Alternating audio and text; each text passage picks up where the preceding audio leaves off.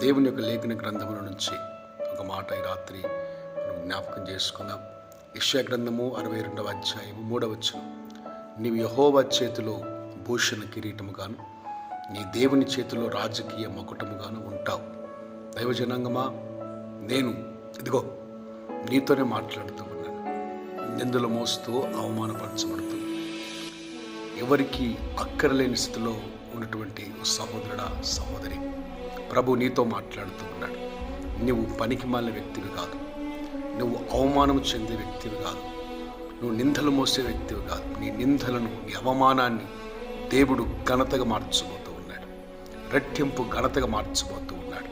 నీ అవమానానికి ప్రతిగా రెట్టింపు ఘనత, నీ నిందకు ప్రతిగా ఆయన ఉల్లాస వస్త్రాన్ని నీకు అనుగ్రహించబోతున్నాడు. ఈ రాత్రి విశ్వసించండి. విశ్వసించి ప్రభు వైపు చూడండి. ఏ సమస్యను నువ్వు ఎదుర్కొంటున్నావు, ఆ సమస్య నుంచి విడిపించగలిగినటువంటి సర్వశక్తివంతుడు, నేను ఆరాధిస్తున్నటువంటి నజరేయుడగు యేసు ప్రభుల వారు. ఆయన తప్పకుండా నిన్ను గణపరిచే దేవుడై ఉన్నారు. తప్పకుండా నువ్వు మోస్తున్న నిందలన్నింటినీ, అవమానమంతటిని కొట్టివేసి నిన్ను ఘనమైన పాత్రగా నిలబెట్టగలిగినటువంటి సర్వశక్తిమంతుడిని దేవుడు ఆయన.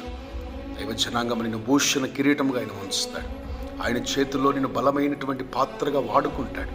విశ్వసించండి. ఈ రాత్రి నమ్మకంతో ప్రార్థన చేయండి. ప్రతి బంధకములు యేసు నామములు తెగిపడునుగాక, ప్రతి అడ్డుబండలు పగిలిపోవునుగాక, ప్రతి ఇత్తడి తలుపులు విర్రగొట్టబడునుగాక. దేవుడు నీ ఎదుట తన మార్గములు సరళము చేసి నూతనమైన కార్యములు నీ జీవితంలో ఆయన జరిగించునుగాక. ఆమేన్.